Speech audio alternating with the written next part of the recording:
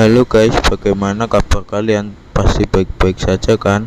Seperti yang kalian ketahui, Romawi dan Persia merupakan dua imperium yang mengalami pasang surut, kadang berjaya dan kadang pula kalah. Di antara dua imperium itu, umat Islam pada masa awal ternyata lebih bergembira jika Romawi yang memenangkan peperangan mengalahkan Persia.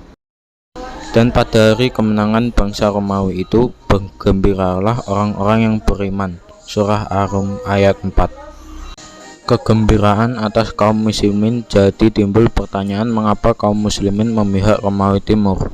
Bukankah Romawi Timur itu juga beragama Nasrani? Bagaimana bisa Rasulullah SAW dan para sahabat berpihak kepada selain Islam dan merasa bahagia ketika Romawi Timur yang non-muslim itu menang atas Persia?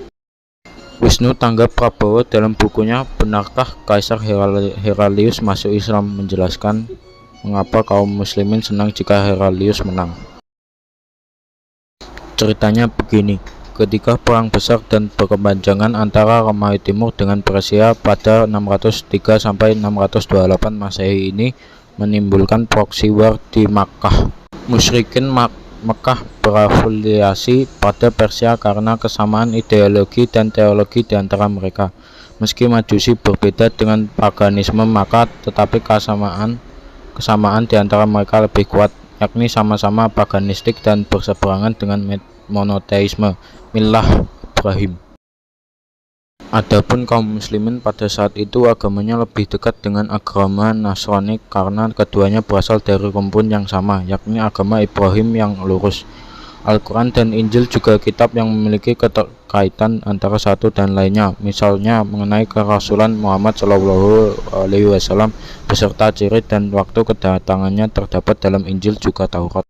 Sebelum kerasulan Muhammad, Nasrani adalah agama yang lurus dan sunnah yang berlaku adalah sunnah Nabi Isa alaihissalam. Hingga datangnya Islam, maka sudah naluri kaum muslimin jatuh keberpihakannya kepada imperium ahli kitab, yakni Romawi Timur, katanya. Wisnu menjelaskan bersinggungan dengan kaidah fikih. Keberpihakan kaum muslimin merupakan sesuatu yang dimaklumi dan dipahami, yakni berpihak kepada keburukan yang lebih ringan dari keburukan yang ada. Ahli kitab jelas lebih ringan kerusakannya ketimbang agama Majusi yang jelas-jelas musyrik. Kebahagiaan kaum muslimin juga didasari atas menangnya keburukan yang lebih ringan atas keburukan yang lebih parah. Namun demikian, keberpihakan ini bukan berarti Rasulullah dan para sahabat ridha dengan penyelewengan akidah ahli kitab dan apa yang telah mereka ubah dan sembunyikan dari isi kitab mereka. Rasulullah dan para sahabat tetap mendakwahkan dan menyuruh manusia pada Islam, satu-satunya agama yang benar dan diterima di sisi Allah. Di waktu yang sama, Rasulullah SAW dan para sahabatnya tidak menafikan dengan mutlak adanya kesamaan umum antara Islam dengan Nasrani karena keduanya memang dari Allah Subhanahu wa Ta'ala.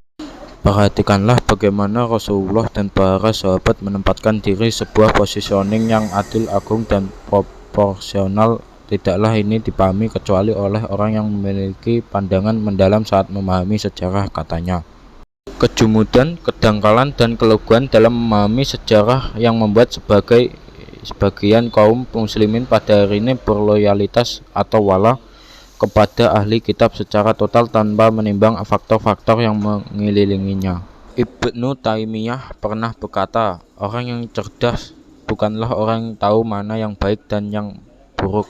Akan tetapi, orang yang cerdas adalah orang yang tahu mana yang terbaik dari dua kebaikan dan mana yang lebih buruk dari kedua keburukan. Jadi intinya, Romawi kuno itu beragama Nasrani dan juga disebut ahli kitab. Itu juga menyembah Allah, tetapi dalam bentuk entitas lain, seperti Bapa dan Roh Kudus. Sedangkan Persia beragama Majusi, menyembah berhala-berhala dan menyembah api.